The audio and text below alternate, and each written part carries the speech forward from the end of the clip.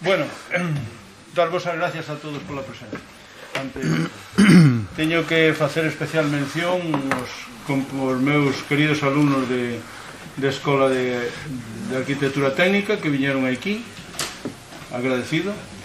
Os de Paisaxe, os meus exalumnos e alumnos que van a ser, e a todos os demais alumnos e aos vos profesores, compañeiros, amigos.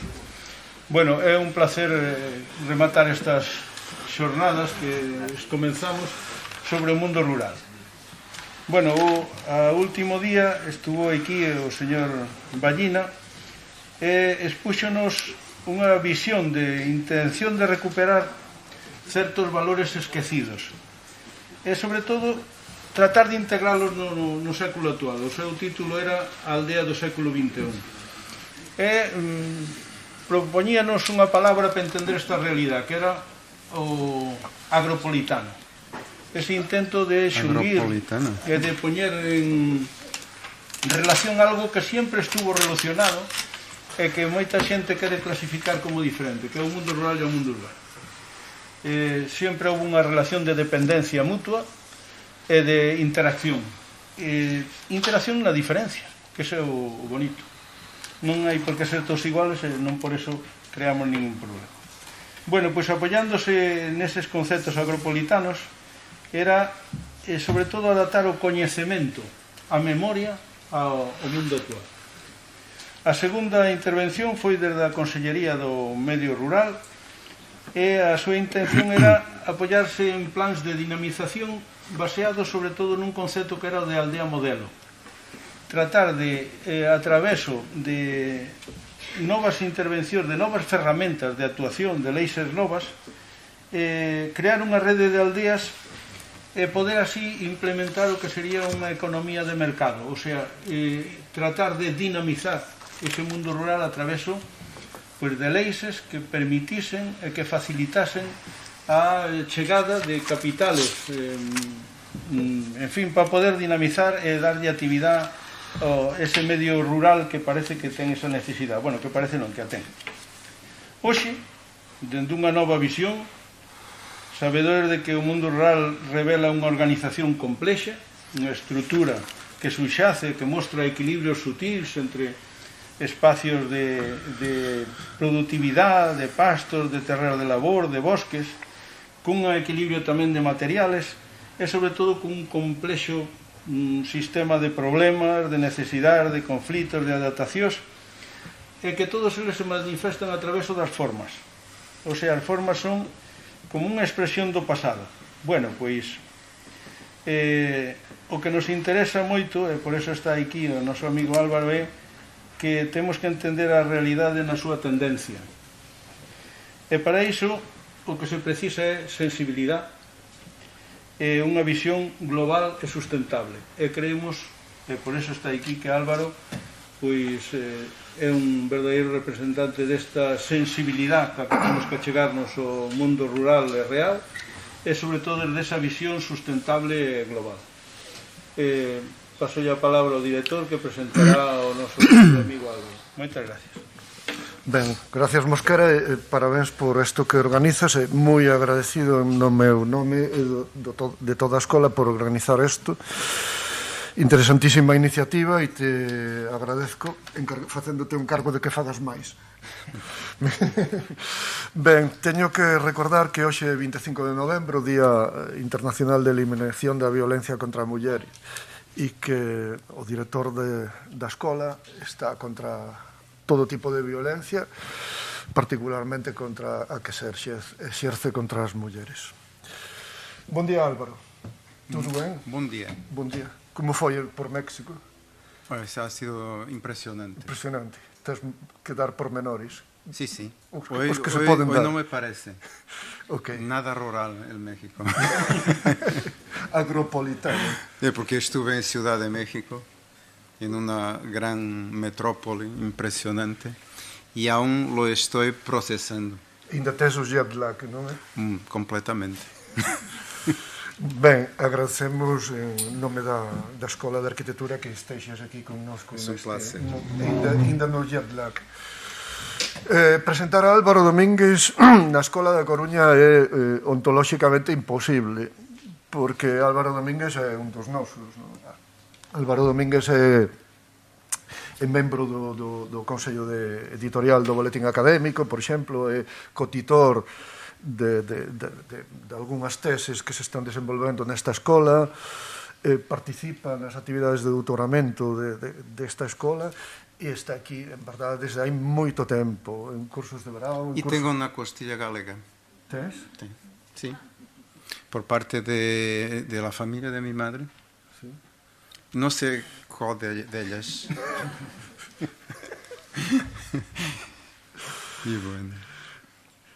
Bueno, decía que Álvaro, efectivamente, ten unha costela galega e, ademais deso, estuvo aquí desde hai moito tempo con Manolo, con Dalda, con Pablo, con Arquindei, con tantísimos de nós, ben presencialmente, a través de palestras como a de hoxe, de seminarios, de cursos de verão, de cursos de inverno, de cursos de outono, de cursos de primavera. Tamén está a través dos seus escritos que leemos, que disfrutamos e dos que aprendemos moito, e a través das redes sociales nas que Álvaro é un infatigable alimentador, ¿no? Porque Álvaro é un tipo comprometido socialmente e un comunicador nato e ademais faino con un extraordinario sentido do humor, ¿no? Álvaro naceu en Monzao. Me hagas. No puedes decir eso. Merda. Porque, claro. Eu facía a idea de que era eso. Que el municipio vecino es tu mayor enemigo. Sí. Terrible, terrible. Ha borrado todo. Fiquei desacreditado. Completamente. Os meus datos son equívocos. Ben, en cualquier caso, o centro xeográfico dese territorio difuso Ferrol-Porto, sí, non? Sí.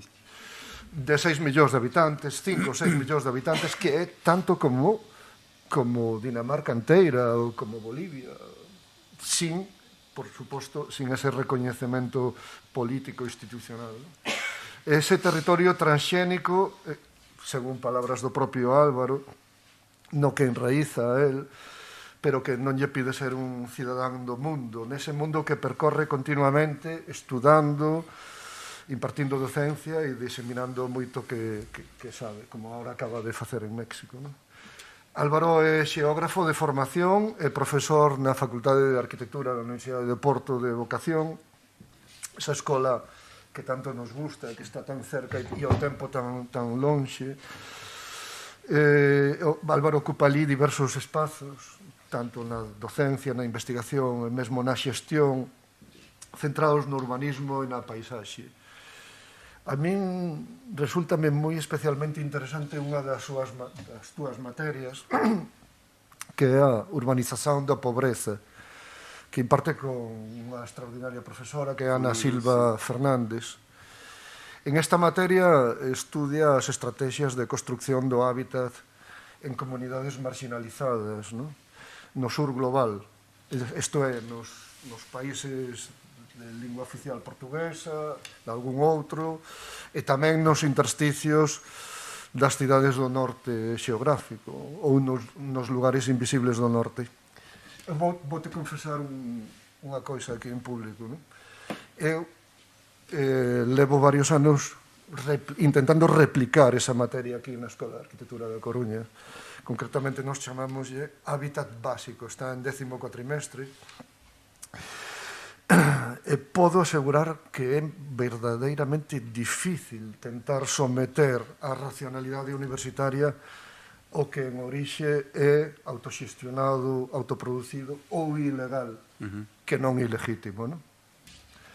Álvaro estuda o hábitat da pobreza, como acabo de decir, e tamén o da riqueza.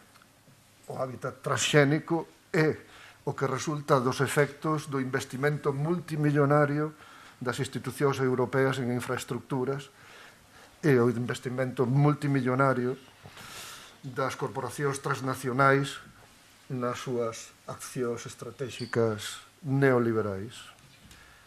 Álvaro é un moi productivo investigador, os resultados dos seus traballos están recollidos en moitos libros e papers e todo eso, pero eu quero destacar particularmente a triloxía A Rúa da Estrada, A Vida no Campo e A Volta a Portugal, que son surveis fotográficos que abren xanelas desde as que asomarnos críticamente a un territorio que era verde que se comeu unha cabra. Como é que é iso da cabra?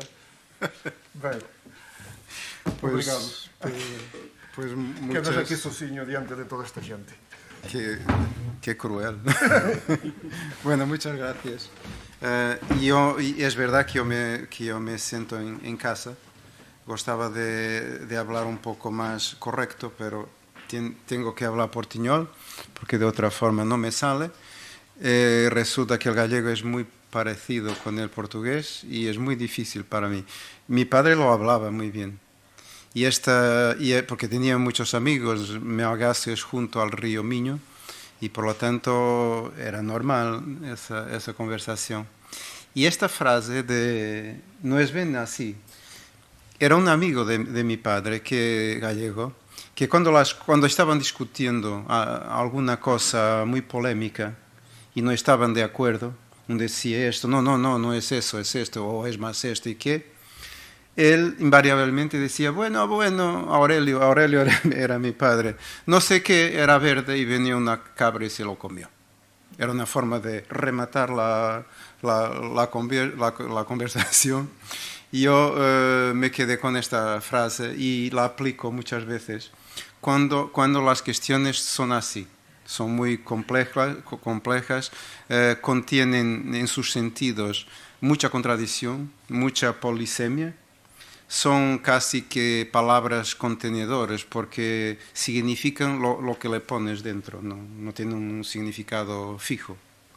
Y por lo tanto no se debe preguntar qué definición que hay para rural, sino para qué sirve. Para qué sirve usar la palabra y toda la, ¿cómo decirlo? Todas las explicaciones, todo lo que es necesario para comunicar y para decir a la otra persona, es rural en el sentido que esto y más esto y más esto y más esto. Por lo tanto, yo empezaba diciendo que, así sin más, gracias por tus palabras. Y yo tengo cosas buenas, pero también tengo limitaciones, claro. A veces me sale muy bien, otras veces ni tanto. Y por lo tanto hoy voy a hacer un esfuerzo para salir bien, claro. La primera cosa que yo quería decir era que el mayor problema con el rural es la palabra rural. Porque cuando ocurre que las palabras se desprenden de la realidad que denominaban, las cosas quedan muy confusas, porque es como si la palabra quedase aquí flotando y la realidad va caminando, y uno recurrentemente usa la palabra con una actitud casi que piensa que la palabra es autoexplicativa, que no tiene que decir nada. Y al mismo tiempo piensa también que quien lo escucha piensa lo mismo. Y esto es un juego de espejos, es un juego de engaños. Y cuando esto ocurre, la palabra ciudad es lo mismo. No se sabe para qué sirve, porque sirve para todo hoy en día. Y por lo tanto, la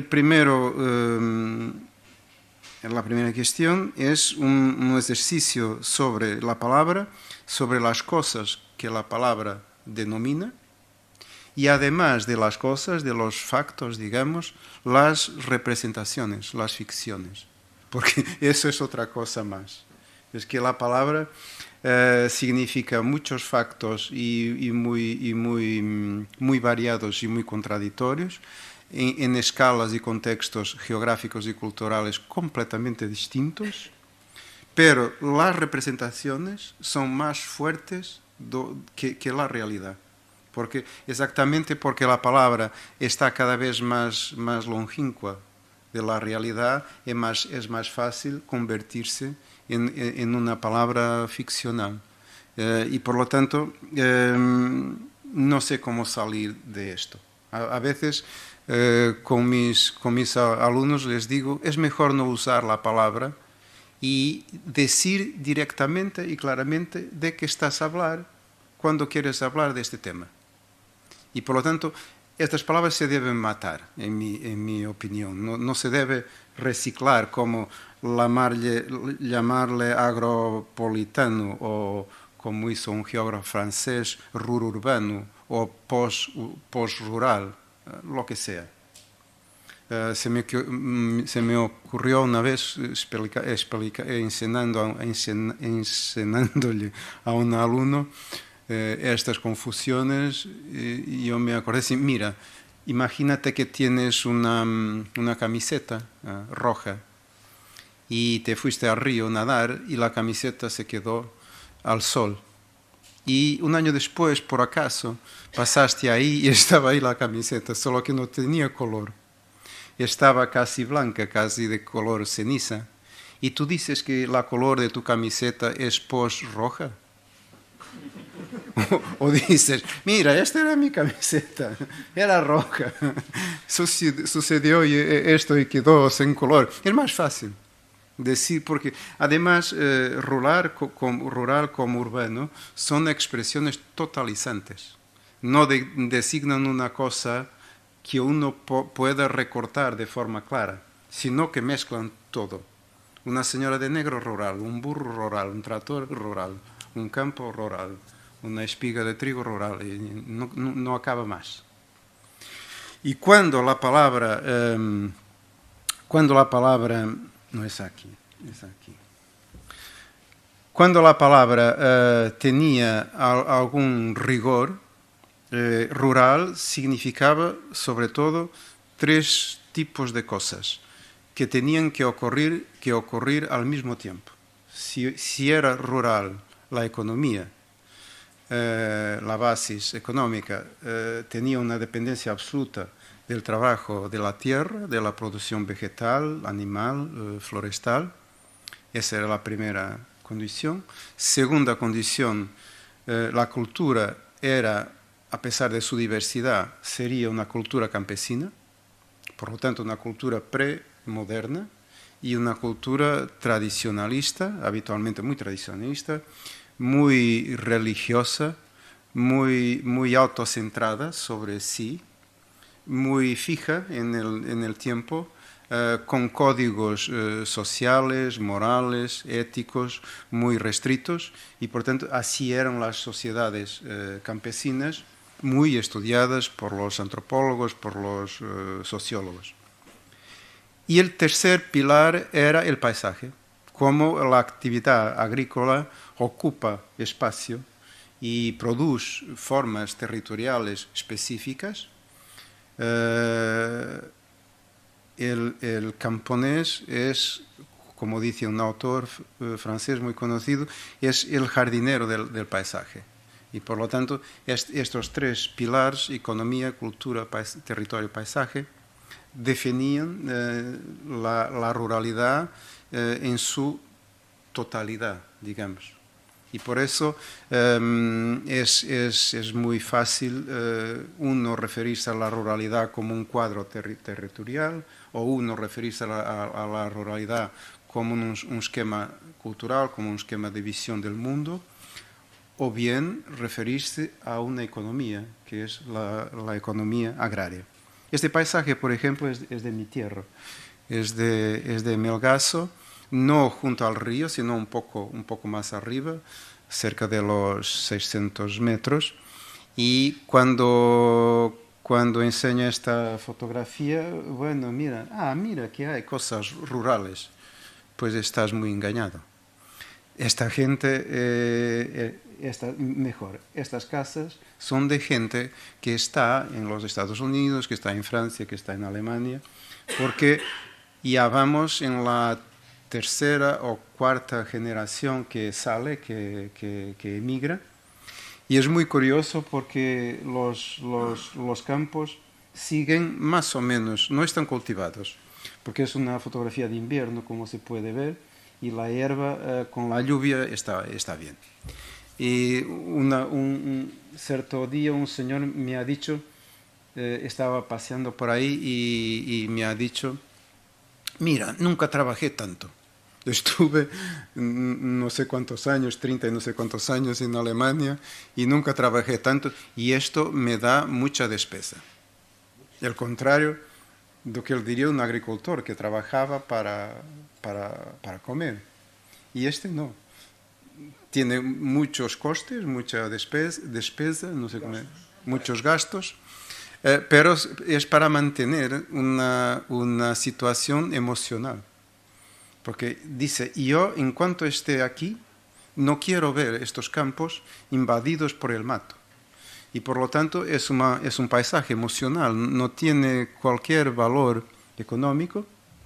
Y la economía de esta tierra es una economía exógena, que está, o bien que está periódicamente, solo por pequeños periodos, o bien que está gozando sus vacaciones, o bien que está gozando su ¿cómo se dice? Reforma, jubilación, pero todo el dinero, toda la organización de su vida no es aquí, es en otro lugar.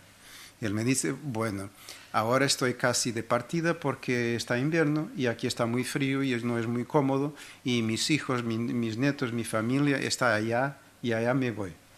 Y además, si tengo algún problema de salud, mi seguridad social es alemana, no es portuguesa. Y por lo tanto es una población flotante que uno no conoce, no vienen a las estadísticas.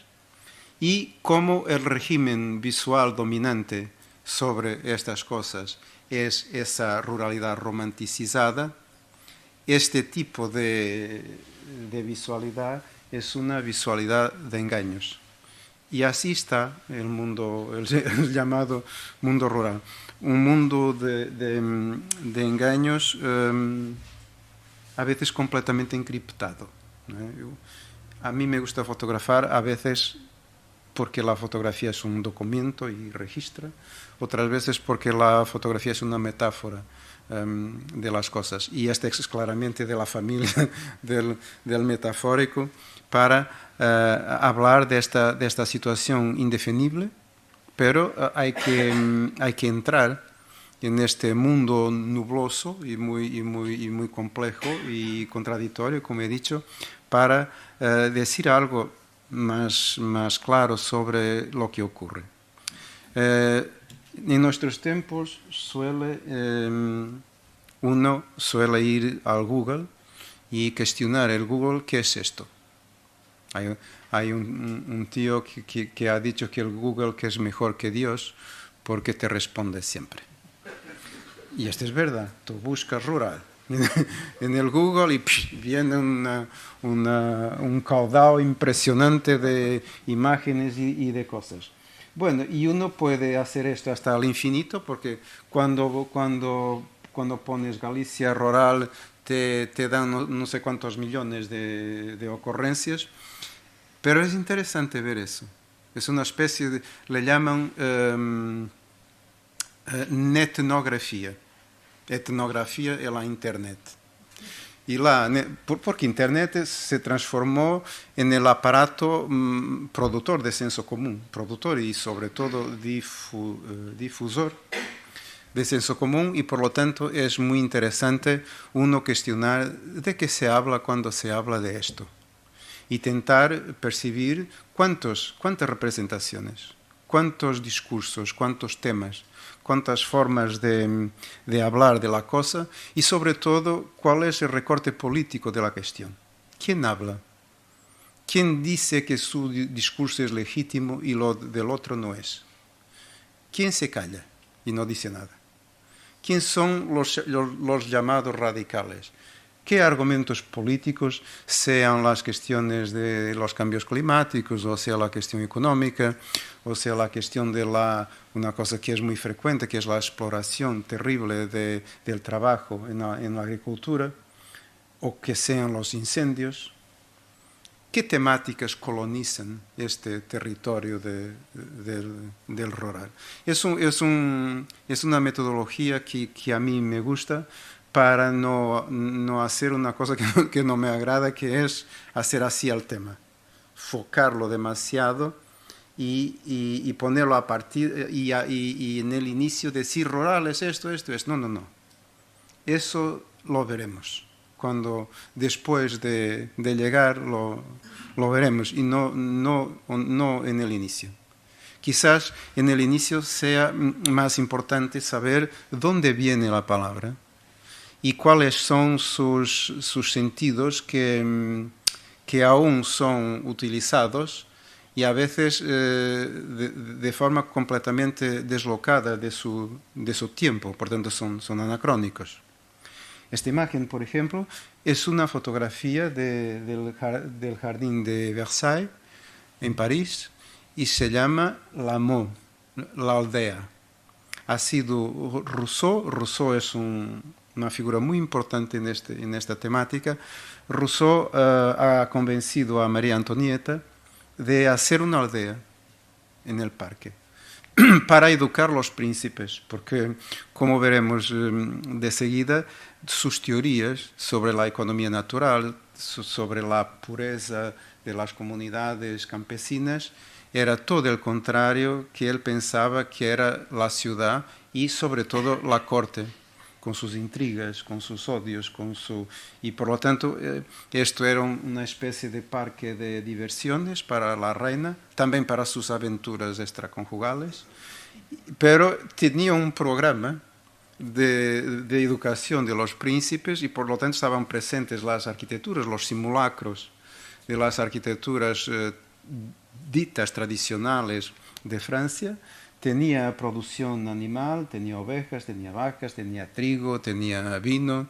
Era todo un parque temático para simular una ruralidad muy especial. Una ruralidad en el medio del lujo y de la alta aristocracia francesa. Otra situación que es común en Portugal y España también, estas dos imágenes, era común el uso de la ideología ruralista por parte de los regímenes fascistas y los regímenes dictatoriales. Por ejemplo, esta imagen, Dios, Patria y Familia, era una imagen que estaba durante el régimen de la dictadura de Salazar, estaba en todas las escuelas y pretendía decirte que los rurales, los campesinos, sí que eran muy pobres, pero eran honestos. Sí que trabajaban mucho, pero cantaban cuando trabajaban. Y eran respetadores de la autoridad, de Dios, de la Iglesia. Era todo un programa construido meticulosamente, desde los libros de la escuela hasta los programas y los filmes de la televisión, todo controlado por el Servicio Nacional de Información. Y entonces había cosas como esta, el concurso de la aldea más portuguesa de Portugal. Ahora la televisión hace lo mismo con los temas. Y este tipo de fotografías en que las señoras de la élite que venía de Lisboa se vestían supuestamente de campesinas para se hacer fotografar con esto. Y por lo tanto, esto ha sido hace poco tiempo. En un país muy contradictorio, en que la población vivía mayoritariamente de la agricultura. Eso estadísticamente terminó en el final de los años 50 del siglo que pasó. La emigración era prohibida porque había una guerra colonial, porque había intereses de los grandes agraristas en el sur o de los industriales para quien los campesinos eran trabajo barato y disponible. Y por tanto la gente salía a veces en condiciones terribles, sin siquiera tener la escolaridad y yendo para un país, y Francia ha sido un país formidable en materia de acogimiento, ha sido muy importante para los portugueses, pero esta realidad era ficcionada de una otra forma y eso se mantiene, ese juego de mentiras existe aún hoy en día. Pero la cosa, creo, es más complicada porque en la cultura culta, en la cultura cultivada, digamos, hay un rastro, como decía, desde los primeros románticos en Europa, hay un rastro ideológico como esto, como dice Jean-Jacques Rousseau en su Émile, es el campo que hace el país, es el pueblo del campo que hace la nación. Todas estas ideologías agraristas y después las cualidades morales de este pueblo campesino, que son simples, su manera de ser original en el sentido que es muy, muy pura, que está muy próxima de la naturaleza, que son gente buena, que es el alma, el sangre, el suelo de la nación, toda esta ideología que se repite hasta hoy. La derecha más reaccionaria usa este mismo discurso y después dice también el contrario. Cuando se cierran en las ciudades, degeneran a fuerza de la cultura y se vuelven depravados. Esta idea de que el mundo de la urbanidad era un mundo de los vicios y el mundo de la ruralidad es un mundo casi como una descripción del paraíso antes de la serpiente. Un autor casi contemporáneo de Jean-Jacques Rousseau, que es Restif de la Bretonne, explica que habitualmente cuando se hablaba, estamos en finales del siglo XVIII, cuando se hablaba del camponés, eso equivalía a una deshonra. Y él dice que la explicación es que los camponeses no tenían escritores, no se escribían a sí propios. O sea, la literatura erudita sobre la condición campesina ha sido siempre una literatura escrita y difundida por una élite cultural. Por lo tanto, es siempre una mirada exterior y solamente mucho tarde, ya en nuestra generación, empiezan con los avances de la antropología, con la historia agraria, con la etnología, empiezan otro tipo de estudios completamente distintos que nos dan una imagen en el campo de la producción científica, una imagen más correcta, mucho variada, de las condiciones de la ruralidad, sobre todo en Europa, y que son completamente diferentes de estas pinturas de Constable, otro romántico y un virtuoso de la pintura del paisaje. Además, el paisaje es un tema que anda muy de perto con la ruralidad. Y para quien también la imagen del campo y de los campesinos es muy pastoral y es muy escenificada, y por lo tanto funciona muy bien como aparato para inculcar una determinada ideología que se sobreponía a la realidad de los campos, que era una realidad muy, muy injusta y muy pobre, claro. Esto después viene hasta nuestros días, esta romantización y esta estetización del mundo rural. Aquí dos mujeres incontornables en la cultura galega, Ruth Maria Anderson, con sus fotografías. Creo que este es de Betanzos, en una feria se dice. Y los poemas de Rosalía, muy bonitos, adiós ríos, adiós fontes, adiós regatos pequeños, toda esta idea muy cantable del mundo rural, y una visión de Ruth al mismo tiempo muy casi realista, pero claramente con un formato romanticizado. Se percibe, y a veces en la misma foto es casi contradictorio, ¿no? Un lenguaje estético que retira todo que es esfuerzo, privación, pobreza, que está ahí. Solo que la composición fotográfica nos liberta la percepción para otras cosas, de esos mundos más que perfectos.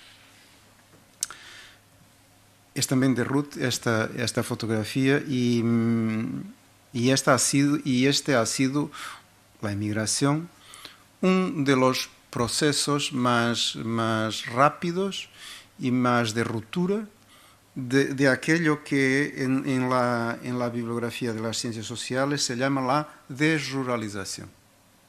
Nosotros normalmente hablamos de urbanización como cosa resultante del éxodo rural, como si fuera un principio de los vasos comunicantes, tira de aquí, aumenta aquí.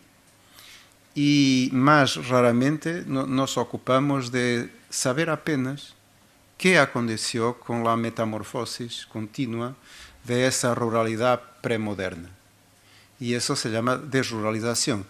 Esto es, cómo ha sido el proceso de desconstrucción de esa ruralidad tradicional y qué ha ocurrido después, sea urbanización o lo que sea. Eso no interesa. Interesa, en primer lugar, saber cómo se ha transformado el proceso para intentar entender lo que está ahora y cuáles son las condiciones para entender eso.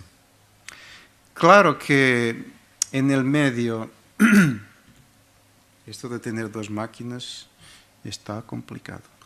Claro que en el medio del camino se olvidaron estratégicamente otras supuestas ruralidades. De hecho, la gran transformación de la agricultura que se hace después de los grandes viajes es la esclavitud, es la plantación. Es una forma de industrialización de la agricultura y de mercantilización total. No hablamos ya de agricultura familiar, de autoconsumo, de ese tipo de cosas, sino de negocio. Es aquí que empieza el agronegocio, el agrobusiness, como dicen los americanos, de producción agrícola muy especializada, en bienes de consumo que resultaban en mucho dinero, el algodón aquí, pero también el café, las frutas, el sisal, no acaba más. Y a esta agricultura no le llamaban rural, curiosamente, porque era algo que no era para olvidar. Era lejos, no era aquí en Europa, era en las colonias, era muy fino en las recepciones, tener el café, tener el té, tener el cacao, el chocolate, toda esa agricultura estaba presente. Pero las relaciones sociales de las cuales ella dependía no eran muy agradables. De forma que el tema ha sido barrido para otros apartados del conocimiento y esto de la ruralidad, por ejemplo, sería muy importante, esta ruralidad, para saber qué es hoy el agrobusiness a nivel global, otra vez global, más global que a veces repitiendo, como en el caso de la exploración del trabajo, a veces repitiendo cosas muy próximas de esta que vemos aquí.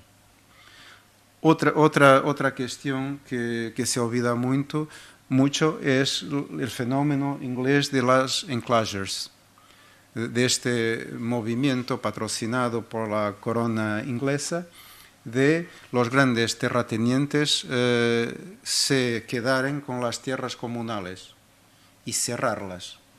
Y por lo tanto esto ha sido el inicio del capitalismo industrial, así se llama la revolución industrial, del capitalismo industrial en Inglaterra que deja en la urbanización de la industria las grandes textiles y en los campos las ovejas para alimentar la industria textil de la lana, que después progride para el algodón y para otras materias primas coloniales.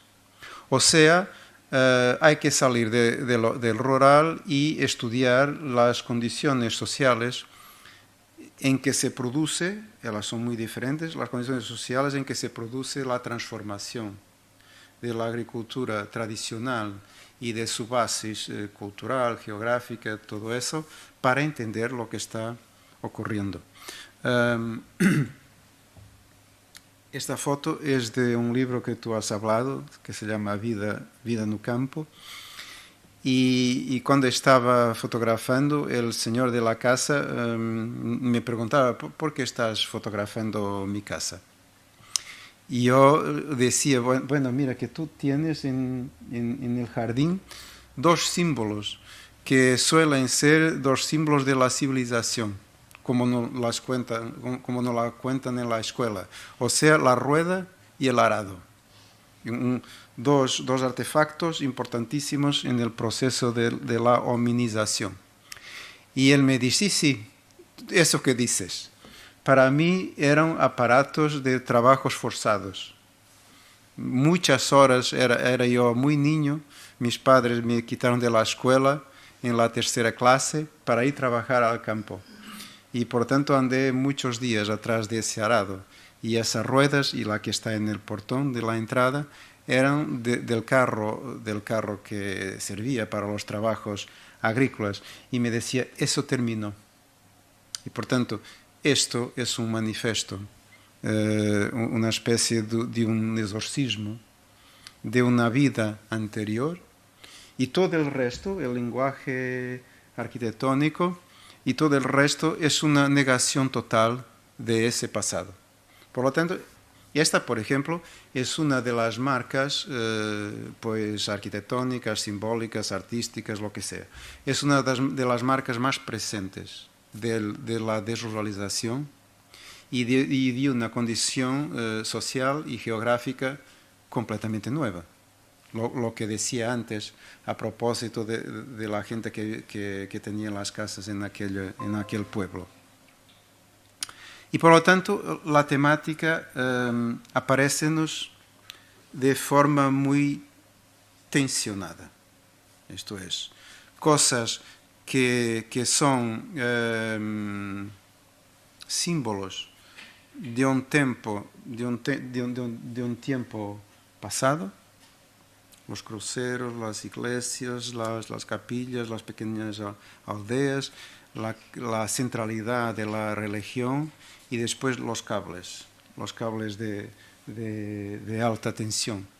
Esto es también una forma de decir que juntamente con la transformación económica brutal, la mercantilización de la agricultura, está ocurriendo en paralelo también un cambio muy veloz de los sistemas sociotécnicos, de todo que es movilidad, energía, telecomunicaciones, agua, regadío, todo que supone esa cosa que los griegos llamaban tecne y que nos llamamos tecnología, que es una cosa que no es puramente técnica, es social, es sociotécnica y tiene que ver con el modo como la tecnología organiza sociedad y cómo la sociedad transforma, produce territorio, ter presente también que esa constante incorporación, intensificación tecnológica va de par y paso como un dispositivo de transformación profunda de esos territorios y de los otros territorios en general. Un otro tema recurrente es enfrentarse con cosas que si fueran música serían disonancias y si fuera un disturbio psicológico sería una incapacidad de entender como en el mismo plano, casi en el mismo lugar, están cosas completamente distintas. No me acuerdo ahora del nombre de esta disfunción. Se llama disonancia cognitiva. Y la disonancia cognitiva está muy presente en los discursos comunes sobre el paisaje. La gente cuando ve estas cosas, su aparato mental está organizado de modo a que en el primer plano hay un horreo, pertenece a un apartado. En el plano último hay una autopista, pertenece a otro. Si estas cosas están en el mismo plano visual, la disonancia cognitiva no resuelve esta cosa y la gente dice que es feo, o la gente dice que no está bien, o que no está en su sitio, o que está desorganizado. Hay una lista infinita de adjetivación para tentar ultrapasar la disonancia cognitiva, pero esas tentativas de entender no producen conocimiento positivo. Son más juegos mentales para pasar a frente al otro asunto. Porque no lo resolvemos. Aún está en un estado de contrariedad y por lo tanto no está aún pacificado, no está aún resuelto. Es muy común también pensar que el paisaje, la paisaje rural también se puede congelar. Y por lo tanto, que era muy bonita porque de ese romantismo y de esa estetización que yo hablaba, quedó esa idea. No se hablaba de la dureza del trabajo, no se hablaba de la mortalidad infantil, no se hablaba de la pobreza, no se hablaba de nada. Solamente que era un mundo muy perfecto, muy bonito, muy calmo, muy apaciguador, y por lo tanto se debía conservar. Hay muchas actitudes conservacionistas en materia del discurso sobre el mundo rural y que están completamente desfasadas de las condiciones actuales de esas sociedades, de esos territorios, y que quieren patrimonializar todo. Es una cosa que hoy es casi imparable. En Portugal ya se quieren patrimonializar las fuentes del tiempo del régimen de Salazar. Sí, alto ahí, porque no se puede, como dicen los patrimonialistas, no se puede caer en el complejo de Noé. Aquel señor a quien Dios ha dicho, esto va a acabar todo. Y por lo tanto tienes que guardar un ejemplar de cada en tu famosa arca, porque voy a refundar el universo. Estos del complejo de Noé también quieren preservarlo todo, congelarlo todo, y resulta que a veces son los sectores sociales más difíciles, más zangados con el mundo, más ácidos, menos dispuestos a oír los intereses de otros. De verdad, Portugal, que ha sido el último país rural de Europa, si no ha sido el último, ha sido uno de los últimos, nunca tuvo un proceso de modernización continuo. Ocurrió siempre de forma muy puntual, con periodos, como por ejemplo en el siglo XVIII, después paró, y después en la segunda mitad del XIX empezó otra vez, pero luego paró otra vez. Con la República y al inicio de la dictadura también, después en los años 60 aceleró otra vez, paró, y después finalmente con la adhesión a la Unión Europea conoció una especie de shot, una graduación alcohólica muy fuerte en un periodo de tiempo muy corto. Y por lo tanto, autopistas, escuelas, politécnicos, universidades, toda clase de servicios locales, de piscinas, de bibliotecas, de centros culturales, todo esto ocurrió en poco más de una década. Y entonces esta imagen era muy corriente, la podías encontrar. Al mismo tiempo, uno no sabía lo que estaba ocurriendo abajo, porque la situación más de perto estaba así. Este mundo flotante que uno no sabe, casi poético, que uno no sabe se está a desfazer, se está desfazer, deshacer, ou se está a ser recuperado, no sabes. Está en estado poético. La gente no está aquí. Los jardineros del paisaje tampoco. Y la ruptura con una modernización muy intensa y muy rápida está casi descolada. La autopista vuela. Esto es una fotografía, claro, pero las cosas se sienten así. Una cada vez mayor dificultad en percibir la complejidad de los procesos de cambio y una inercia muy grande en mirar solamente parcelas de realidad una de cada vez, como si fueran cosas distintas. Y a mí esta me agrada mucho, porque es una inmobiliaria multinacional y es el tiempo del verbo ser que más se aplica cuando hablan del rural. Era un mundo maravilloso. Era así, pero acabó. Era esto, era aquilo, era otro. Y es roja, la era. Y al mismo tiempo, esto de una multinacional inmobiliaria, estar en una situación en que lo que resta de esta casa ha atingido la valoración cero, y ahora al contrario, como se dice de los aviones, despegó en gran velocidad, está en una espiral inflacionaria impresionante, porque estos restos arqueológicos del mundo rural ahora están a ser releídos de una forma completamente diferente.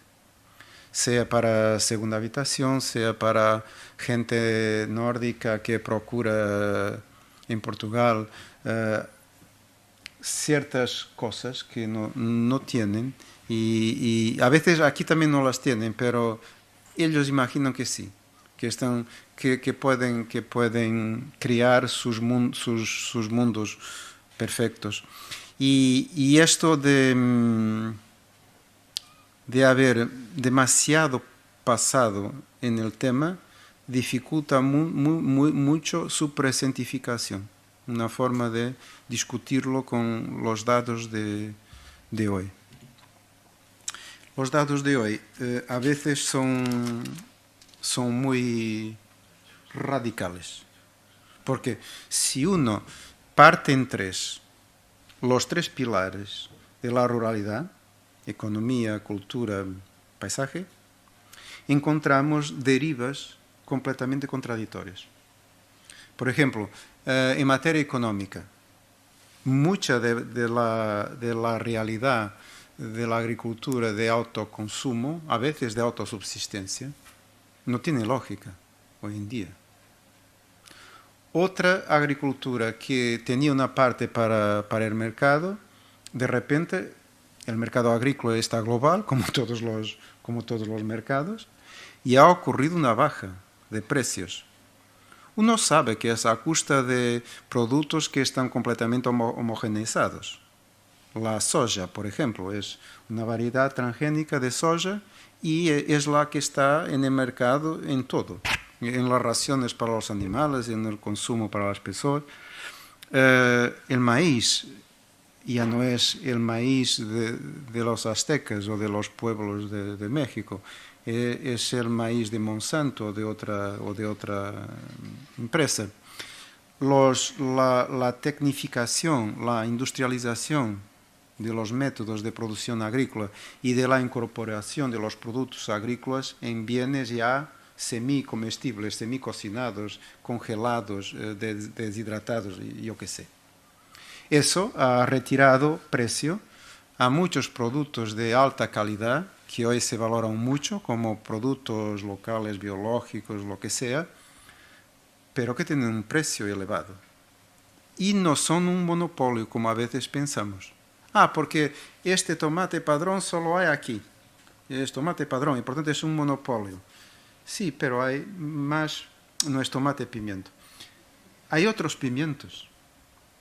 Si me dices que tu queso, por ejemplo, es un monopolio porque es tan especial, eso se hace aquí en esta tierra, en los lugares donde se venden quesos hay centenas de quesos con esas mismas cualificaciones, que son productos con denominación de origen, que son productos certificados.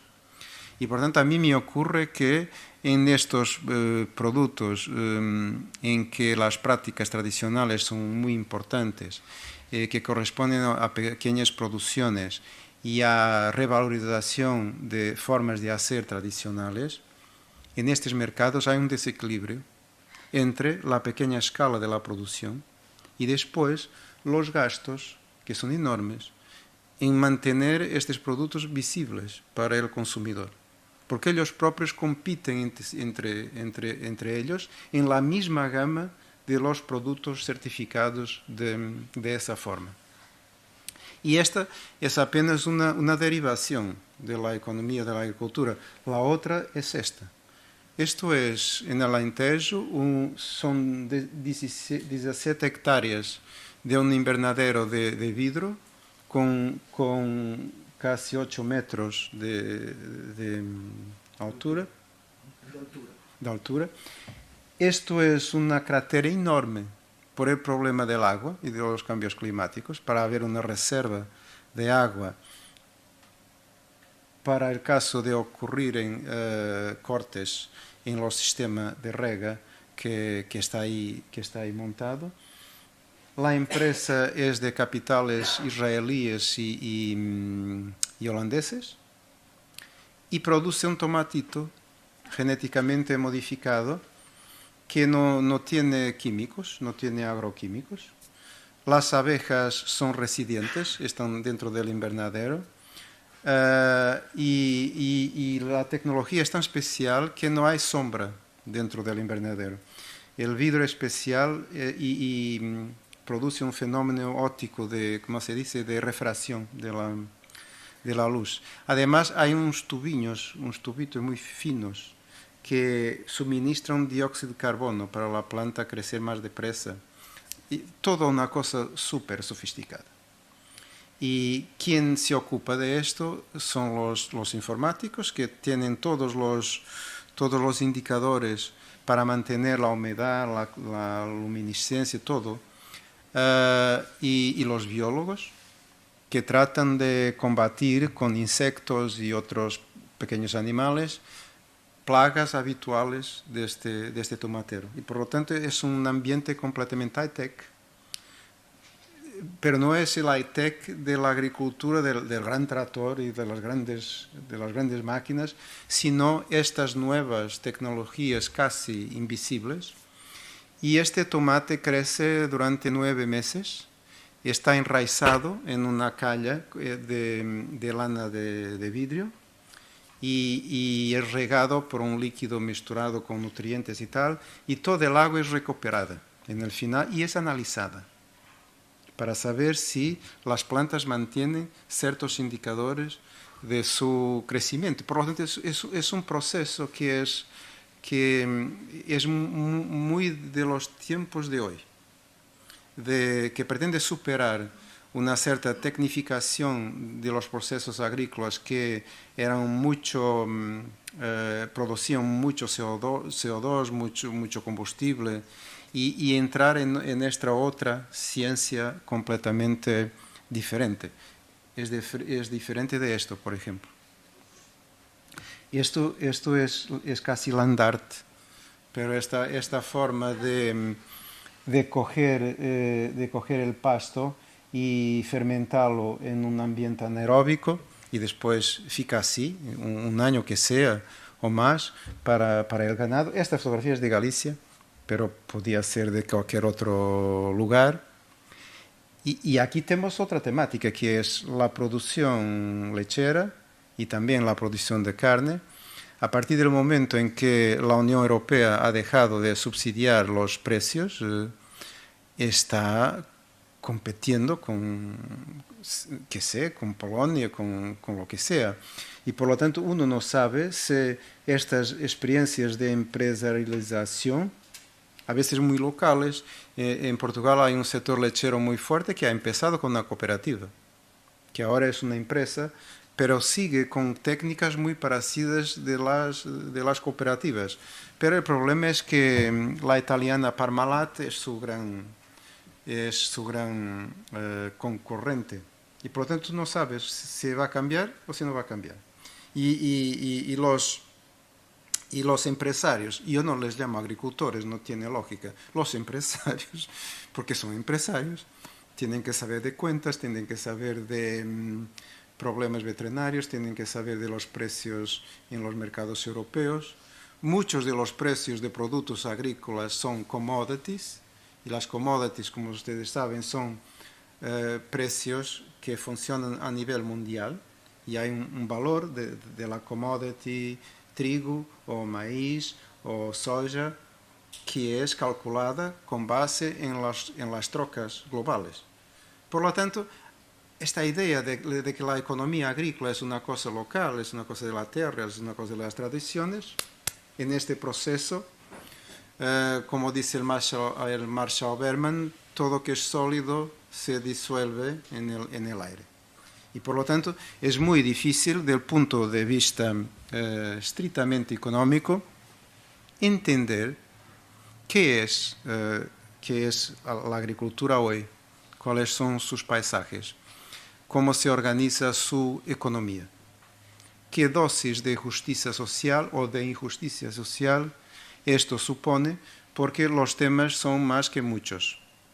Unos dicen que por su intensidad química y tecnológica produce un envenenamiento de los suelos, del agua de los freáticos, que produce una sobreexplotación de las aguas superficiales, que en términos de seguridad alimentaria hay una polémica enorme, como lo saben, con los transgénicos, y hay una polémica enorme también sobre los métodos de conservación y de transformación que se hacen a partir de la producción primaria de productos de cereales o de carne o lo que sea.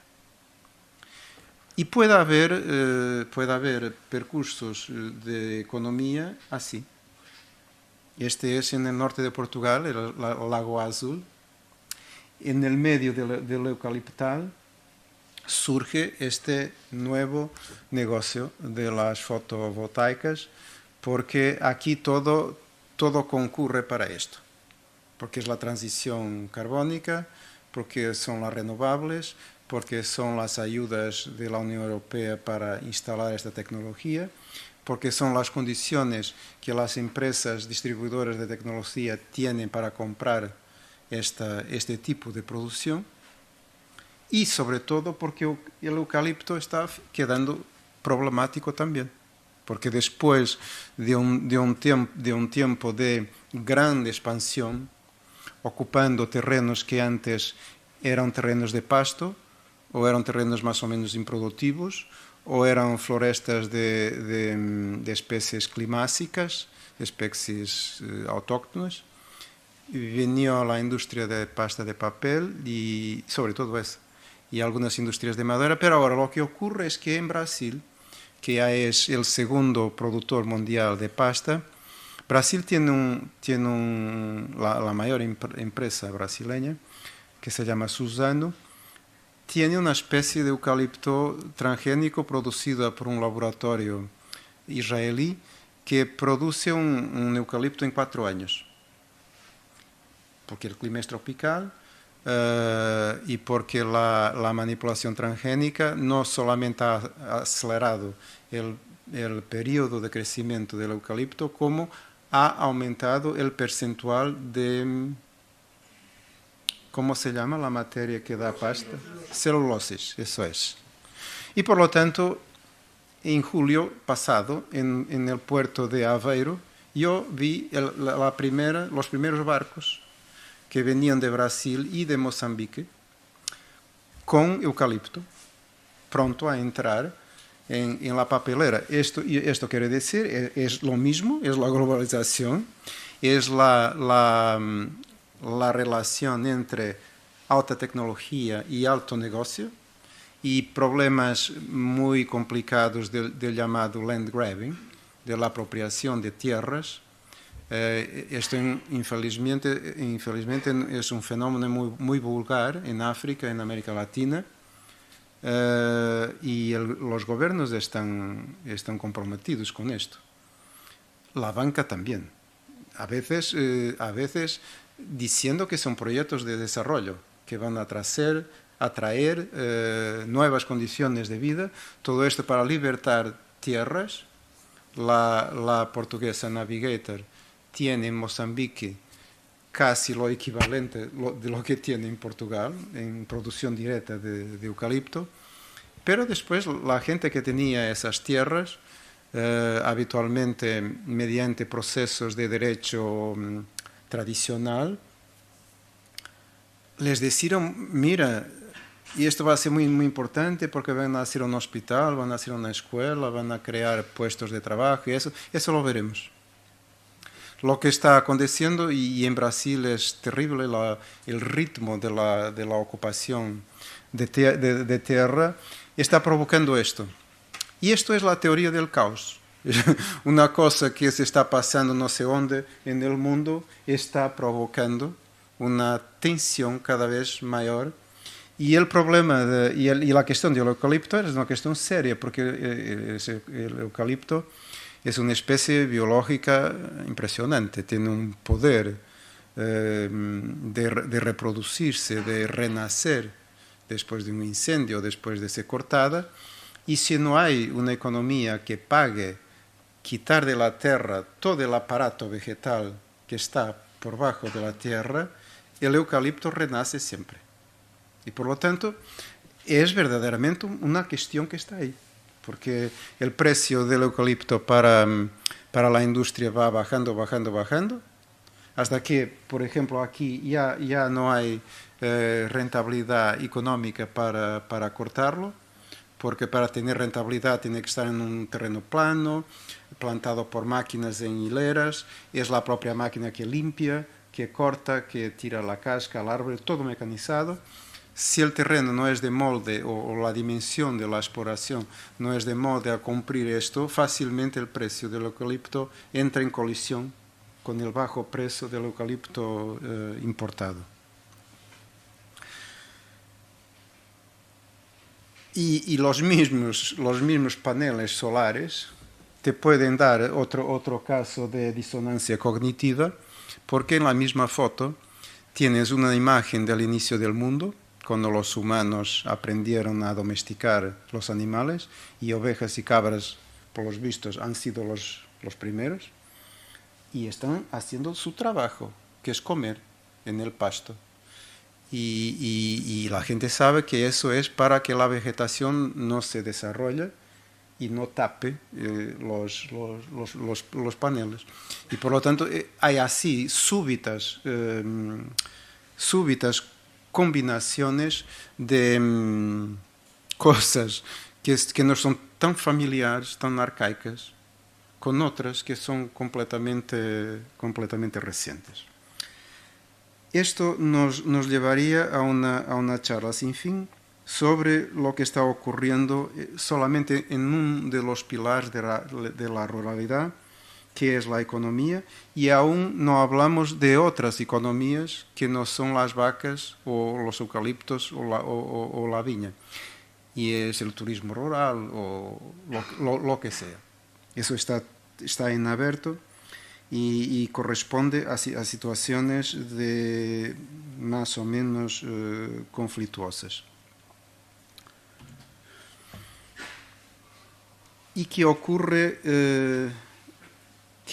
con la cultura? Bueno, no sabemos. Hoy, en tiempos neorrománticos, hay muchos grupos de gente, casi especie de tribus, que están recuperando valores culturales de las tribus de Amazonia, de otras formas de entender nuestro papel en el mundo, otras formas de entender ¿Qué es la racionalidad que no sea la racionalidad del ciclo de las luces? ¿Qué formas hay de vivir con otros valores, eventualmente sin mercantilización, reinventando un sistema de trocas o reinventando un sistema de vida en comunidad? Eso es muy común hoy en día. No se sabe dónde va a parar esto porque estadísticamente ellos tienen mucha visibilidad en los medios, pero estadísticamente son cosas muy cortas, muy pequeñas, y a veces son más situaciones de manifiesto político. No encontramos otra forma de manifestar nuestro desacuerdo por esta cabalgada del extractivismo en la agricultura, en la floresta, en el minerio, en todo, y queremos una vida alternativa, menos consumo, una otra forma de vivir, una humanización, no sé. Yo también no sé qué es que esa palabra significa, porque estos son todos los humanos que lo hacen, que lo piensan, que lo valoran. Lo que ocurre es que los humanos son todos muy diferentes unos de los otros. Y por lo tanto hay que discutir qué es la modernidad y qué es la modernización. Porque el mundo del rural, tal como surge la mayor parte de las veces, es un mundo premoderno. Y tampoco es verdad que la modernización sea una especie de marea que va a pasar y que va a poner todo igual. No es verdad. Autores muy conocidos como Néstor Canclini, por ejemplo, nos hablan de las muchas modernidades y de las formas de combinación, también de las formas que son contradictorias, de tener al mismo tiempo cosas que son de una tradición hiperlocalista, mezcladas con otras que ya pertenecen a esta hipermodernización que vivimos hoy en día. Por lo tanto, uno cuando mira en la carretera esta cosa que hasta la internet es rural, da que pensar. ¿Qué sentido tiene poner el adjetivo rural en la internet? Pero así está el mundo, así está es casi una patología de no desistir de la palabra, mantener la palabra, ni que sea en un punto completamente intolerable, sin sentido ninguno, y ponerla algo a frente. Claro que así la discusión de las cosas queda muy complicada porque simplemente uno no sabe de qué cosa está hablando. Por lo tanto, en materia cultural, yo creo que el gran cambio que ha ocurrido ha sido que toda la mundividencia de la cultura campesina, la tradición, el localismo, el espíritu comunitario, la fuerte religiosidad, todo eso se ha transformado por vía de los procesos de mercantilización de todo, de los productos agrícolas, desde luego, pero también de los servicios, como es el turismo rural. Y por lo tanto el espíritu capitalista, si quisiéramos, en modo global, es esto que está cambiando mucho esta nueva cultura. Una otra tendencia que también ocurre es pura y simplemente el abandono. No hay turismo rural, no hay uso extensivo de la tierra con eucaliptos o lo que sea. Hay simplemente un abandono, y ese abandono es muy propicio a la colonización de especies ditas exóticas. No solamente el eucalipto, pero muchas otras plantas del jardín universal que un día vinieron porque eran plantas ornamentales o algo así, y ahora están por todo lado, como la hierba de las pampas o las ¿cómo se llaman? Las australias, no sé cómo se llaman aquí. Hay ya un cardapio impresionante de especies que ya están completamente aclimatadas y que producen nuevos ecosistemas, que son ecosistemas de plantas de proveniencia muy diversa, mezcladas con plantas locales. Esto para un biólogo es un mundo fantástico. A veces, para quien tiene responsabilidad en materia de incendios o lo que sea, es un infierno, porque uno no sabe cómo tener dinero para gerenciar esto, y mesmo que isto se llame servicios al ecosistema, porque son lugares de biodiversidad, son lugares de refugio para la fauna, son lugares de purificación del suelo, tienen mucho potencial. Hay que pensar que el eucalipto no es apenas solo cosas malas, y el eucalipto puede estar mezclado con muchas otras cosas. El problema es qué economía mantiene esto sin que esto constitúa un riesgo, como es en el caso del incendio. Y esa es una otra incógnita que tenemos también por la frente, por el frente. Hay aquí un slide que ya utilicé una vez aquí en Galicia, pero era para hablar del contrario. Era este autor muy conocido aquí en Galicia, el Alfonso Castelao, un nacionalista de cuerpo entero, que tenía esta visión, una terra farturenta, onde todos traballan e viven en paz. Vexo a miña terra como unha soia cidade, unha ciudad jardín. Más fermosa do mundo, a cidade ideal para os homens que queiram vivir a carón da natureza. 1944. Podia ser 2021.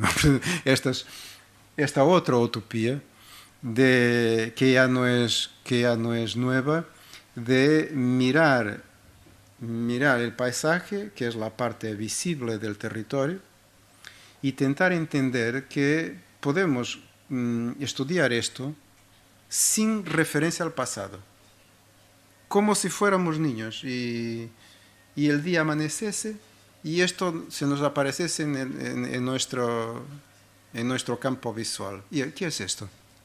Y por lo tanto, a veces da voluntad de dejar las polémicas que no tienen fin ni tienen resolución, y unas se matan a las otras, y después se ponen adjetivos para compensar el ruido de fondo, adjetivos como sostenibilidad, resiliencia, articulado, no sé qué más. Es una cosa de nuestros tiempos, de poner adjetivos como quien pone piedras en un saco. Toma otro, para acreditar que poniendo obsesivamente esos adjetivos, la cosa se resuelve de tanto hablar así de ella. Y no es verdad. Creo que el truque es lo que hay que hacer, la estrategia, es mirar las cosas tal como son, contradictorias. Tal como son porque exprimen intereses sociales completamente distintos. Hay una geógrafa francesa que a mí me gusta mucho, se llama Anne Sgar, que tiene un libro que se llama Paysage en tant que politique, paisaje como política. Y ella dice, a mí no me interesa saber qué definiciones hay de paisaje. A mí me interesa la paisajificación de las cuestiones políticas. Y por lo tanto, cuando hay algo en que el paisaje es el argumento que uno pone en el inicio de la conversación, ella se va con su equipo ver quién habla y con qué argumentos y con qué temas ¿Es el litio? ¿Es un embalse? ¿Qué es? Y después tenta mapear cuál es la geometría social. ¿Quién es el portavoz? ¿Cuál es el movimiento? ¿Cuál es su base de apoyo? ¿Cuáles son los intereses que están aquí? ¿Cuál es la reacción de los otros? Una cuestión muy delicada que es la mezcla y el embate entre intereses globales e intereses locales. Y después saber quién arbitra esto. Cuando te dicen que hay una posible mineración de litio muy importante y eso es un bien nacional, pero después la protesta de los locales, y a los locales se juntan los movimientos que vienen no sé de dónde, de Madrid, por ejemplo, y que ocurren ahí porque ahí tienen un micrófono. Y entonces, políticamente es muy complicado después, tenemos varios casos de esos en Portugal, políticamente es muy complicado para saber cómo arbitrar los conflictos y cuál sería la resolución justa.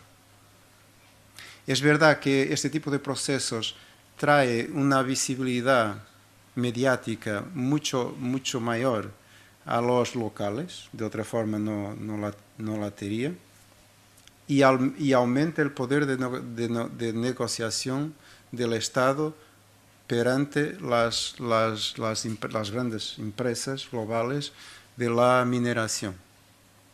Pero es una incógnita saber en el final cuál es la solución justa y cómo discutir cosas que antes eran muy fáciles de discutir. Se decía que no sé qué es un recurso natural. Por ejemplo, el agua es un recurso natural, el litio es un recurso natural. Sí, solo es un recurso natural cuando está en el mercado, porque antes de eso no era siquiera, no era nada, era invisible. Y el mismo con el agua. Yo estoy en un proyecto de Iberdrola en Portugal y ha sido completamente brutal en el sentido de que ha sido radical el pasaje del agua que regaba los campos y que daba de beber a los animales y a los humanos, que ya no están ahí porque emigraron hacia 30 o 40 años, y ahora el agua es el agua que va a producir energía eléctrica, ya no es la agua local. La lógica, la geografía del tema ha cambiado, dejó de ser local y pasó a ser por lo menos europeo, porque la red eléctrica es europea y los precios de la energía resultan de un mercado que no está arreglado, y por lo tanto todo cambia, todo esto cambia, y cambian también, esto me preocupa mucho, cambian también las formas de discusión política y de movilización social para saber quién se ocupa de esto y cuál es la geometría jurídica, cuál es la legitimidad política, cuál es la representatividad de qué agentes, cuáles son los intereses en presencia, qué es el bien común, por ejemplo. Es muy difícil todo esto cuando uno está enfrente de procesos que tienen una tal radicalidad. Creo que tengo que terminar, ¿no? ¿Cómo estamos?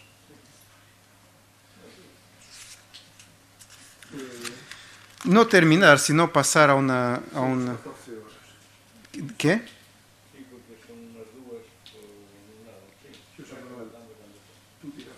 Bueno, no, yo lo que tenía, creo que los puntos más relevantes están. Esta es mi tierra. Uno mira y piensa que está perante un mundo, ese mundo. No tiene nada que ver. El uso de las cosas, su nueva existencia no tiene nada que ver con esta fotografía. Esta ha sido quitada aquí y es una producción que es gerida por un indiano Por lo tanto, el trabajo es indiano o es, no sé si es de India, si es de Bangladesh o por ahí. Esto es la coexistencia, la copresencia de cosas muy distintas. Esto es el mercado romántico de los restos de ese mundo encantado, que ahora tiene una especie de merchandising, ¿no? Es el merchandising del rural. Esto es un lugar de los muchos que hay en el mundo donde pueden ocurrir unas versas. Esta es una egua, una grita. Esto pasé ayer por ahí. Y uso muchas veces esta foto para explicar la noción de disonancia cognitiva. Para eso el Photoshop es muy bueno, porque haces con que el Photoshop te quite la fábrica y fica solo el primer plano. Las casitas, los campos y unas árboles atrás. O haces el contrario. Tiras las casas, los campos, pones más floresta y fica esta sensación de la gran máquina en el jardín. Y después la verdadera fotografía. Que ella parece un Photoshop, ¿no? y este juego de realidad y ficción creo que es el panorama, es el escenario donde viven la mayoría de las polémicas sobre esta temática. Señor, ¿qué hacemos? Espera que acabe de escribir. Tú sabes, Bueno, Álvaro, que este es Cayman carbón americano, de los Estados Unidos, y polaco. Percibí que no estaba funcionando. Ahora está parada. Sí, está resolviendo. Bueno, vamos a invitar a los alumnos a que participedes, cualquier tipo de pregunta, cuestión o que queirades opinar, por favor, é o momento. Están abrumados, Sí. desbordados. Porque no es así tan fácil llegar aquí y decir esto es esto y la solución es esta. Eso es lo peor, eso es lo que está ocurriendo y con eso no se va a llegar a sitio ninguno. Y yo creo que, claro que hay que salir del cuadro estrictamente analítico para un más propositivo, pero si uno no se pone de acuerdo con cuestiones analíticas que son importantes para ultrapasar toda la ficción que hay alrededor de este tema, uno nunca más saldrá de esto. Vai ser moi interesante que os manuales sirvan para coñecer, non para solucionar. Manuais de solucións son obsoletos. Eu creo que hai que dar manuales para coñecer, así poder intervir con lógica e con racionalidade. Pero bueno, non somos da conferencia, por favor. A ver, animádevos. Sí, Pablo. Eu teño unha duda que non sei se me vou moito do tema. Non.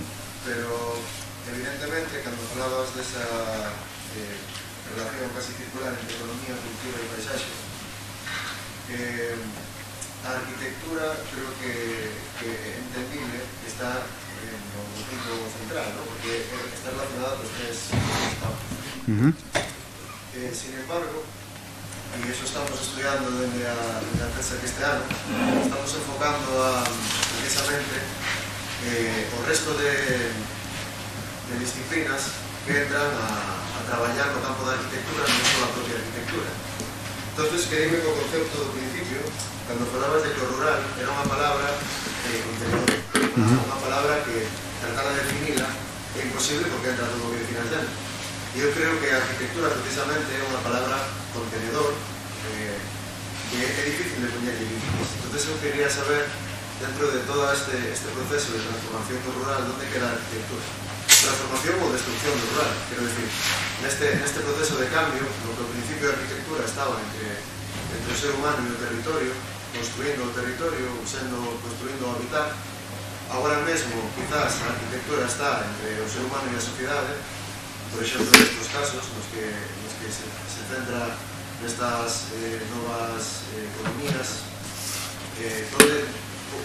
como se pode, mediante a arquitectura, facer de engranaxe ou facer de bisagra, tal vez non é que facer de bisagra, sino afrontar a nova realidade? Que crees que pode ser unha postura ao respecto? Bueno, ¿qué te puedo decir?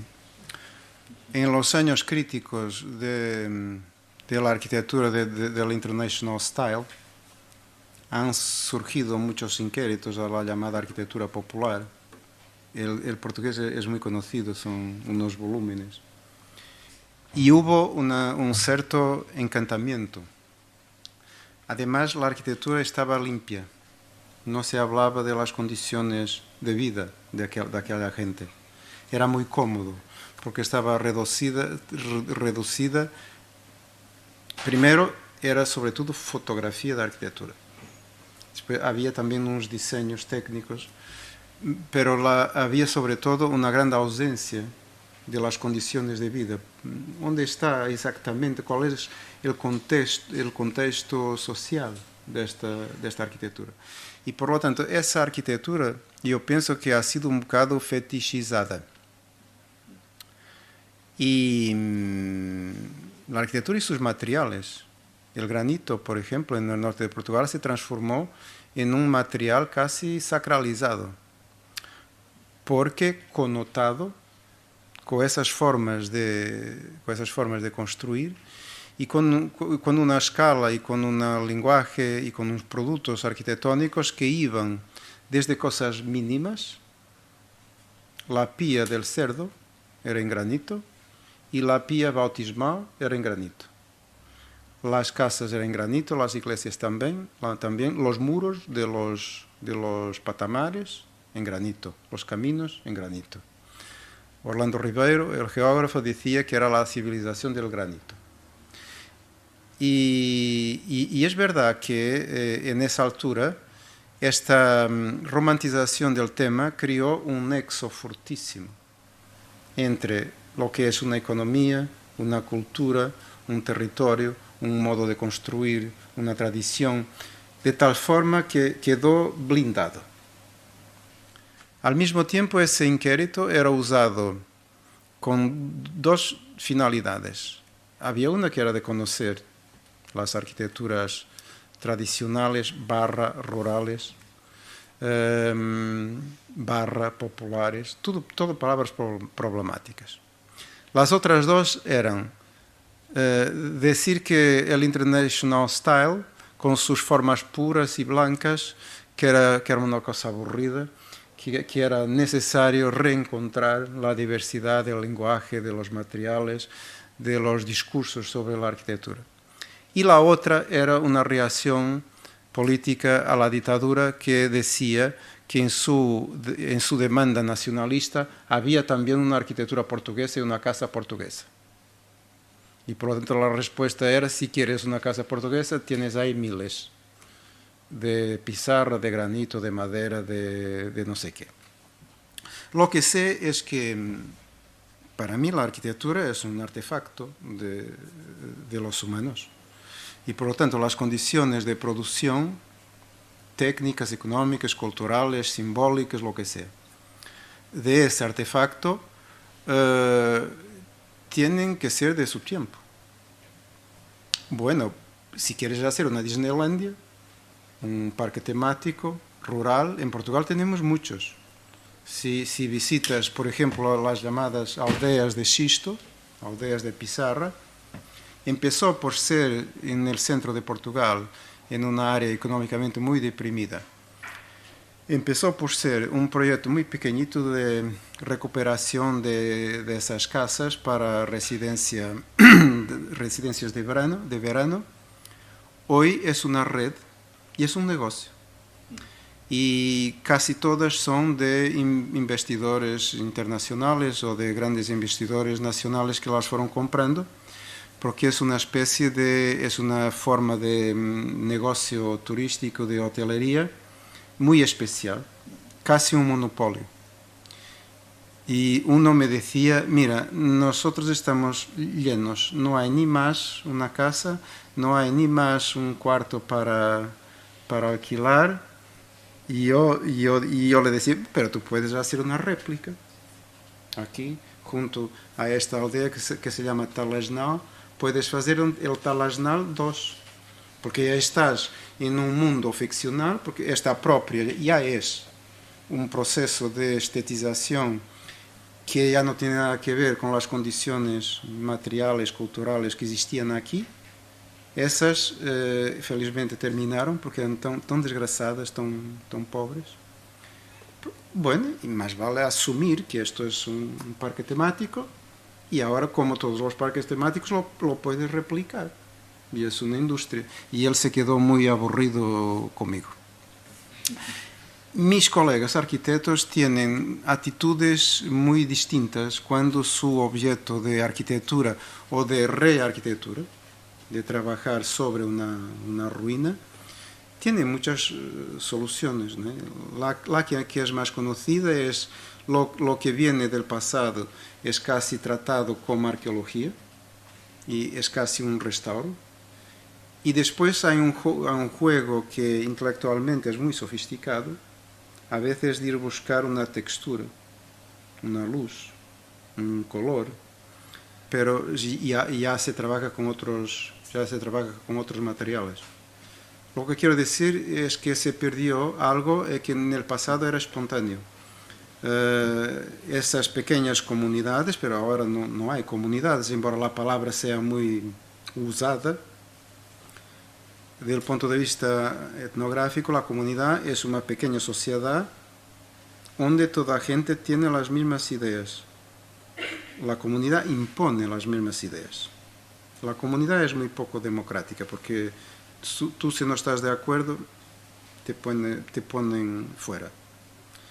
Y por lo tanto, hay que empezar siempre por la parte antropológica y ese cuadro, ese frame cultural reproducía formas arquitectónicas, modos de construcción, cosas simbólicas como poner una cruz en un hórreo, por ejemplo, o saber exactamente qué es una cosa bien hecha o qué es otra que no está bien hecha.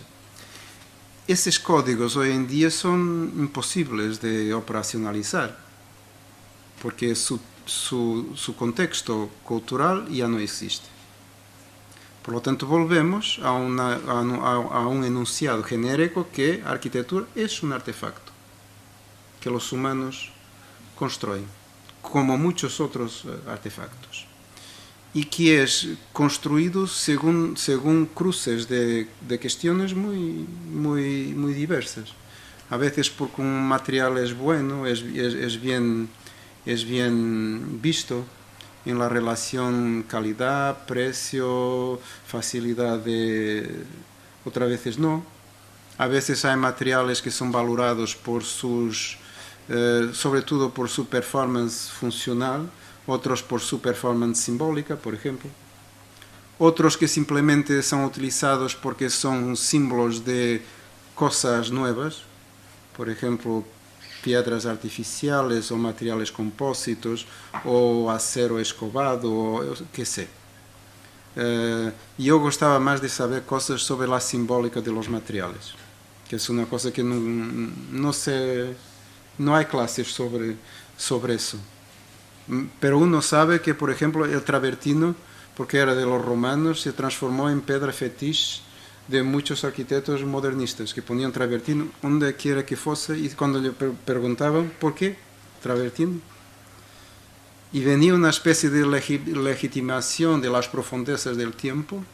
Esto los hacían los romanos también, porque el travertino era la piedra de Roma. Hay tantas razones para discutir ese tema que yo creo que está abierta la puerta para la creatividad y para la discusión. Porque hacer réplicas no me parece bien. Bueno, si el cliente quiere una réplica, pues sí. Y para mí es mucho más interesante leer en el nuevo edificio la condición contemporánea del uso de no sé de qué. Hay cosas en Galicia que a mí me encantan, por ejemplo, desde que las pedreras del Porriño, confrontadas con la globalización y con el precio del granito, tuvieron que hacer valor añadido, hicieron un sistema de legos. Tú puedes comprar una casa entera en una pedrera en Porriño. Y en una de ellas conté ciento y no sé cuántas cosas, desde remates de chimeneas hasta, ¿cómo se llama a protección de escada? Lo que sea. Todo en granito super, hiper industrial. Y tiene un suceso, porque los miles de casas que hay, todas de Porriño, y todas, como la publicidad de la Benetton, todas iguales, todas diferentes. Y todas entraron por una presión cultural de la alta cultura que decía, mira, en Galicia ya no se hacen las viejas casas de granito y ahora esos desgraciados lo hacen con betón, con azo, con hormigón, con eso y todo. Hay que hacer en granito. Pues aquí tienes granito. Mira, a veces salen cosas así, ¿no? Del cruce de los discursos, porque en la arquitectura también se debía estudiar más la sociología del gusto. Hablamos de eso. Pierre Bourdieu, el sociólogo francés, tiene un libro formidable que se llama La distinción, y como subtítulo, para una crítica social del gusto. Esto para acabar con la dicotomía del buen gusto y del malo gusto, que es una cosa del siglo XIX, y de las academias que decían lo que era el malo y el bueno.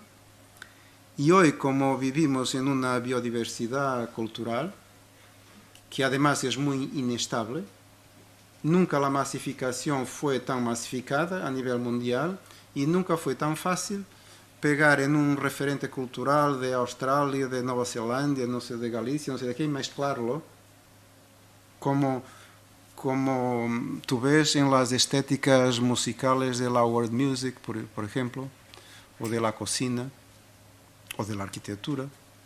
Y por tanto no hay paradigmas, hay muchos, quiero decir, no hay un único paradigma. Si uno ve los últimos 15 premios Pritzker, todos son distintos y todos son argumentados de forma distinta.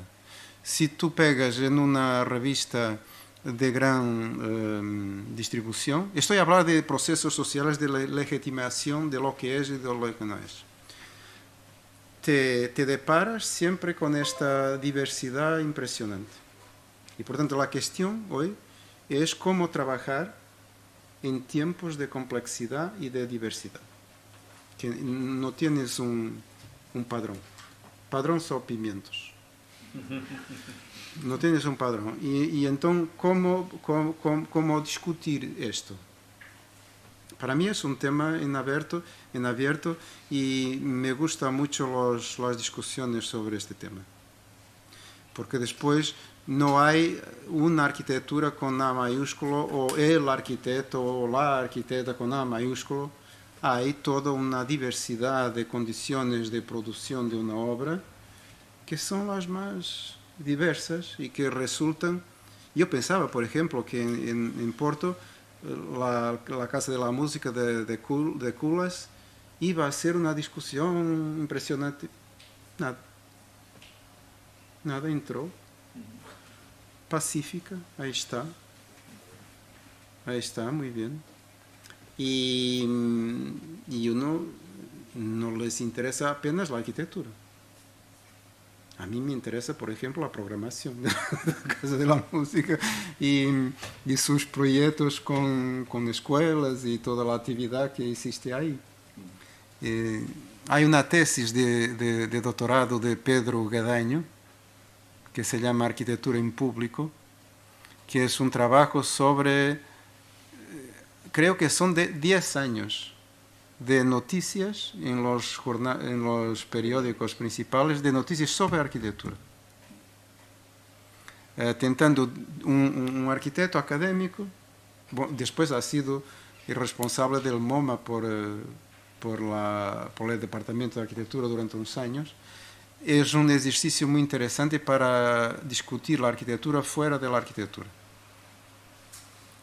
porque la arquitectura tiene un exceso de autorreferenciación. Y la arquitectura, como todo, es social. Y por lo tanto hay que retirar la cápsula y entenderla de otros modos. Porque si no, no la entiendes. O tus prácticas y tus discursos están afunilados en un determinado contexto cultural.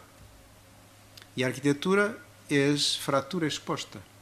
Está expuesta al debate público. Por lo tanto, no tiene una única forma de legitimación. Ni la biología tiene, mira. Uno ve las polémicas sobre cuál ha sido la ingeniería biológica y genética para producir la vacuna del COVID. Es una discusión que no acaba más. Y antes no, biología era ciencia. Esto es esto. ¿Quién lo dice? Los biólogos. Está bien. Y por tanto, hay una cuestión de legitimación. Es también una cuestión epistemológica. ¿Cómo es que es construida la retórica en el buen sentido? La retórica de la verdad, de la objetividad, de la valoración, de la buena, de la mala, de la comercial, de la no sé qué, arquitectura. Pero el contexto tiene que resultar de un cruce entre la cultura cultivada, o sea, el campo arquitectónico, y la restante sociedad. Porque incluso en el interior del campo arquitectónico la disensión es más que mucho también. Y por lo tanto no será muy complicado. Parte de la asunción que estoy hablando de cosas sobre aguas revueltas y no sobre calmarías, de tiempos en que había un autor, un modelo, un prototipo, como en el tiempo del International Style. No sé qué más te puedo decir.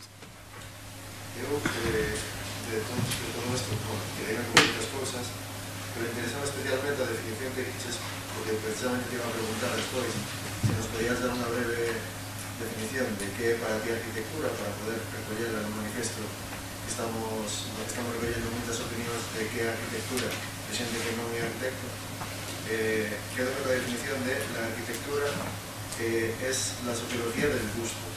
Y te pido, por favor... No, eso es una de las componentes. Y no es sobre arquitectura intrínsecamente, es sobre el juzgamiento de gusto acerca de la arquitectura. Entonces, ¿podrías darnos como una cita de poder recoger una definición breve de lo que es arquitectura para ti? Un titular de prensa. No vas a tener esa suerte. Porque yo no la tengo para mí. No tengo eso. ¿Sabes cómo son estas bolas que hay en las discotecas de espejos? Bueno, cuando le da a luz y ellas ruedan, aquello hace... Y a mí me ocurre lo mismo. Hay situaciones, hay obras, hay autores, hay presentaciones en la FAUP, hay cosas que veo y que la cosa parece muy, muy clara y después de repente ya no es. Y después la temática es muy susceptible a los públicos involucrados en esa discusión. Es muy susceptible a los medios donde se comunica eso. Es muy susceptible, y tú lo puedes ver en la fotografía, por ejemplo, según los soportes narrativos que usas para hablar de arquitectura.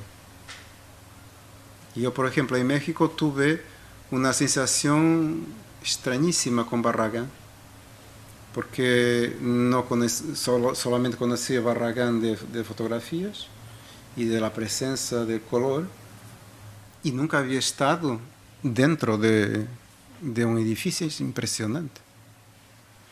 Y entonces, si me preguntasen, ¿y esto también es arquitectura? Pues, claro, es la producción de una ambiencia, con todo lo que eso implica. Y por lo tanto, cuando uno sale de criterios muy, muy estrictos, como el funcionalista, o de criterios muy dependientes de los materiales o de las técnicas de construcción o del orçamento, o de la relación costo-uso. Hay tantos criterios que uno no puede tener un algoritmo, como se dice ahora, capaz de sopesar todos los criterios y decir, bueno, 0,8563, según una combinación cruzada de... Y hay sobre todo un discurso encantatorio en torno de... Y sí, eso es bueno, claro. Pero como todos los discursos encantatorios, desloca la cosa que está siendo discutida para otros planos, para otros planes. Porque para la gente que tiene menos formación en arquitectura, la arquitectura, cuando hablan de arquitectura, normalmente hablan de arquitectura excepcional. No hablan de la arquitectura ordinaria. Ordinaria es una palabra que en portugués tiene dos sentidos. El sentido jurídico, ordinaria, que es la más común, y el sentido moral, que ordinario es la persona que hace cosas malas, reprobables y eso. Y entonces, en Portugal, cuando se fala de arquitectura, fala-se de CISA, de cosas que están en la tele, en las redes sociales, o si lees la obra de Pedro Gadaño, que pasaron por procesos de polemización. Y ha sido la polemización que ha construido la idea o las ideas sobre la arquitectura. Es un poco como decía hace un rato sobre paisaje cuando hablaba de Ansgar, que decía, eso de paisaje no me interesa como definición. Me interesa perceber para qué sirve. ¿Cuál es su capacidad de absorber cuestiones, las más diversas? Cuestiones sociales, cuestiones filosóficas, cuestiones políticas, porque son como esponjas, condensadores de eso. Y me interesa mucho los discursos sobre eso para finalmente responder qué es, cuando se habla de arquitectura en este contexto, de qué se habla. Un geógrafo no te sabe decir más. Que no es poco. Bueno, pues vamos a dar un aplauso que creo que se merece. Muchas gracias. Obrigado.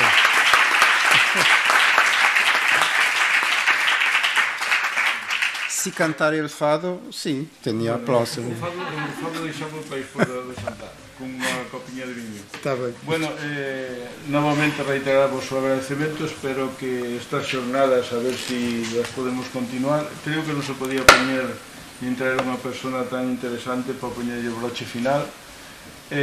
Supoño que todos seguides xa moi preparados para observar a realidade con outros ollos máis profundos, que teñades aprendido a observación profunda dos feitos.